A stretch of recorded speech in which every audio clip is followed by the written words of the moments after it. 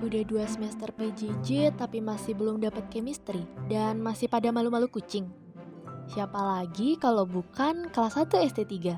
Padahal hampir setiap hari nge-zoom bareng, nanya tugas di grup WA, dan KSM tiap mau ujian. Jangan-jangan mereka belum pada kenal nih sama teman sekelasnya. Yuk kita kenalan sama satu ST3. Oke, langsung aja kita kenalan dengan satu ST3. Di satu ST3 ini ada 35 anak. Nah, dari 35 anak ini, gimana ya proporsi laki-laki dan perempuannya? Langsung aja nih, kita lihat datanya. Dan ternyata, ada 13 laki-laki dan 22 perempuan di kelas 1 ST3. Walaupun didominasi oleh perempuan, ada nggak sih pengaruh terhadap kegiatan perkuliahan dan pertemanan mereka? Tentu saja ada. Pada diam pas ditanya sama dosen, grup WA selalu sepi, dan sekalinya nongol, orangnya itu-itu aja. Ditambah lagi dengan komposisi kepribadian anak-anak 1 ST3 yang didominasi oleh orang-orang yang introvert. Kenapa sih anak 1 ST3 itu suka diem kalau diajak ngomong? Entah di Zoom ataupun di grup WA. Berdasarkan hasil survei kelompok kami, yang pertama ada yang bilang kalau mereka itu malu.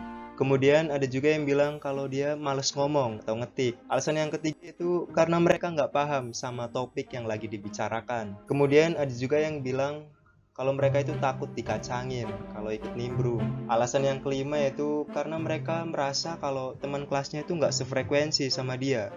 Jadi lebih baik dia diam aja. Ada juga yang bilang kalau dia itu ngikutin yang lain. Karena yang lain sepi, jadi lebih baik dia ikut diem aja. Dan alasan yang terakhir ada yang bilang kalau mereka itu diem karena bawaan dari lahir. Dan ternyata sebanyak 28,6% dari jumlah mahasiswa di 1 ST3 memilih diam karena mereka itu malas ngomong atau ngetik. Gimana? Sekarang udah tahu kan kenapa anak 1 ST3 itu suka diem kalau diajak ngomong sama dosen pas di Zoom? Gimana? Udah lumayan kenal kan sama kelas 1 ST3? Yuk, kita kenalan lebih dalam lagi. Kita mulai dari aspek akademis. Walaupun anak kelas 1 ST3 terlihat introvert, tapi ternyata mereka ambis loh. Kita lihat yuk mata kuliah favorit dari anak-anak 1 ST3. Dari 14 mata kuliah yang ada dari semester 1 hingga semester 2, ternyata sebagian besar mata kuliah yang disukai anak-anak 1 ST3 saat ini adalah mata kuliah semester 2, yaitu eksplorasi dan visualisasi data, yang mana dianggap sebagai mata kuliah yang paling buat excited. Di samping mata kuliah yang disukai, ternyata ada juga loh mata kuliah yang kurang diminati sama anak-anak kelas 1 ST3. Ini nih top 3-nya. Dari mata kuliah di semester 1 dan 2, ternyata urutan 3 teratasnya berasal dari mata kuliah semester 2, dan bahasa Inggris 2 menempati posisi pertama dengan jumlah pemilih 19 orang. Seperti yang kita tahu bahwa mahasiswa 1 ST3 sudah melakukan PJJ selama kurang lebih 2 semester. Kira-kira apa sih keuntungan yang mereka peroleh selama kuliah online ini? Mayoritas dari anak-anak 1 ST3 yaitu sebesar 34,3% menjawab bahwa keuntungan PJJ menurut mereka yaitu gampang untuk melakukan multitasking. Enak sih kuliah online, tapi gak seenak itu loh. Anak-anak 1 ST3 memiliki beberapa tantangan yang harus dihadapi selama PJJ. Tantangan yang dihadapi sangat beragam bukan? Lebih dari seperempat populasi 1 ST3 mengalami badan pegel-pegel ataupun sakit mata selama PJJ. Salah satu keluhan PJJ yang sangat familiar karena harus berada di depan monitor dari pagi hingga petang. Tadi kan udah dibahas nih sektor akademis di 1 ST3. Nah, sekarang kita bakal bahas sektor non-akademisnya nih. Kira-kira mereka aktif nggak ya di organisasi?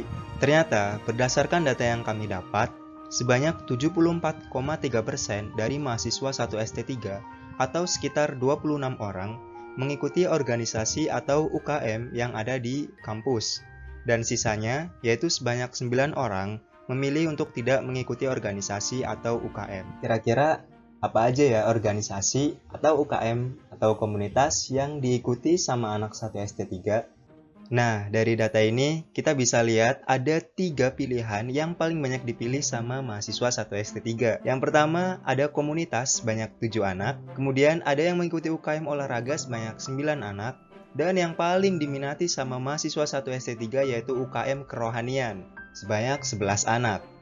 Nah, ini dia frekuensi kesibukan organisasi atau UKM di kelas 1 ST3 dalam 1 minggu.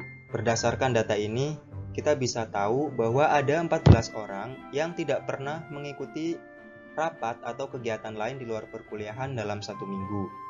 Kemudian, 10 orang mengikuti sebanyak 1 kali kegiatan dalam 1 minggu.